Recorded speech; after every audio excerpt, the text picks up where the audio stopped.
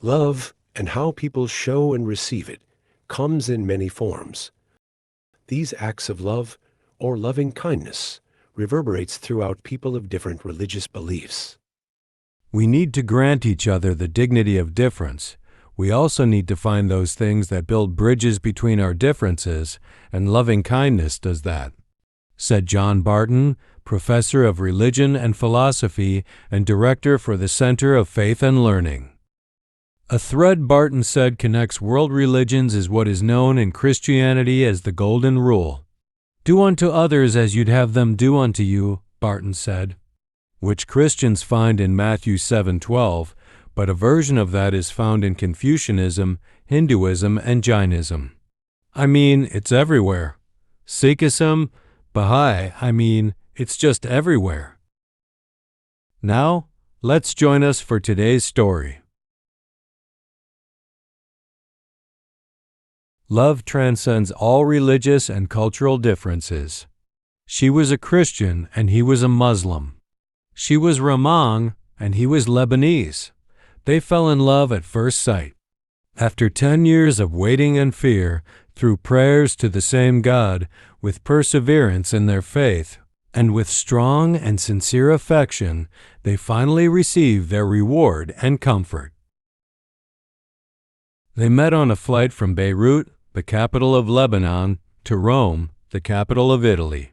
At the end of August 1992, the young man was a student heading to Italy for his studies, and the girl was part of a group from the Equip Notre Dame movement led by a Lebanese priest. These two young individuals in their 20s, full of hope, quickly met the person they would love for the rest of their lives.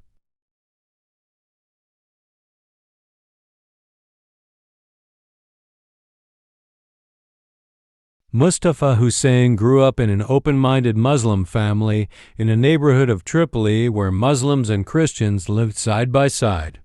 From a young age, he had been friends with everyone with no discrimination. Freedom was a word often used by Mustafa, his friends, and his parents. But for Simona, befriending Mustafa came with more pain. Her family feared Muslims as generations of prejudice had been ingrained in their minds. The kindness of the young man, as well as the support of Simona's spiritual advisor, were not enough to put her mother at ease. Simona recalled, "The heartbreaking conflict with my mother separated us, costing us so much time and energy.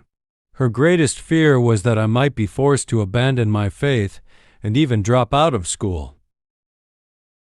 What Simona's mother had gone through in the past, the cultural differences, and the loneliness she endured after marrying and moving from southern Italy to Rome deeply affected her life. These experiences left an indelible mark on her mind, making her even more rigid and resistant to Simona and Mustafa's love.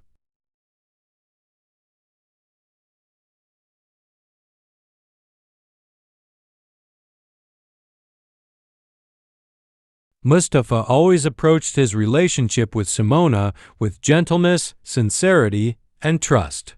He said, "I was certain that their rejection wasn't the final word. I did feel uncomfortable the first time I visited her family. I felt like I was being scrutinized. But our strength was in our love."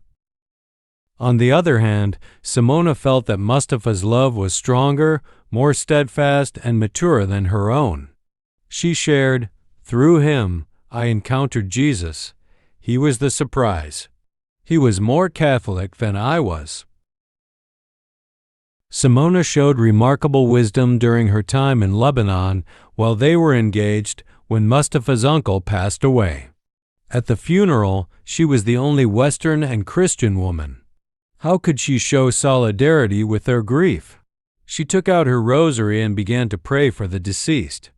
Mustafa's grandmother still remembers that image fondly. Mustafa shared, "Simona taught me to connect with her faith. She constantly reminded me, God is love. I found that more and more appealing and beautiful. I learned more about the foundation of the Christian faith, attended Mass with her, and felt like I was embracing her faith, despite everything."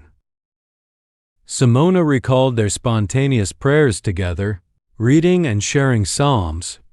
What was impressive was the sense that the Holy Spirit moves wherever He wills, and truly, no barrier can stop Him. Without the Holy Spirit, no one could have made Him live in such harmony with Jesus' teachings. Love has no limits, and I am more convinced of that now. What helped us was His immense curiosity.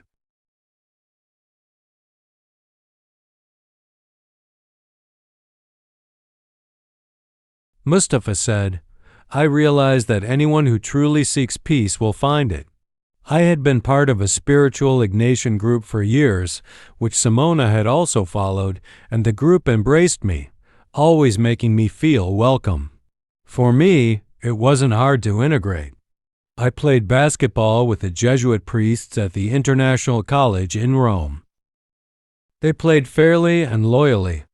This makes us think that we can also be loyal in everyday life, beyond our origins and backgrounds. Mustafa also remembered more bitter experiences. Unfortunately, I must admit that I wasn't always treated well.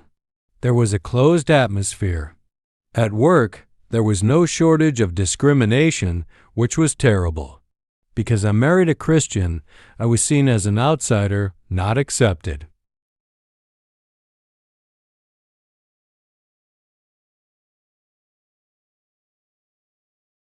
They put everything in God's hands and decided to marry in a church with a formal marriage ceremony, respecting each other's beliefs. Mustafa recounted, "I went through the premarital preparations. I felt challenged, thinking I would eventually give up, but that wasn't the case. Instead of giving up in the end, it was my fiancé's mother who gave in.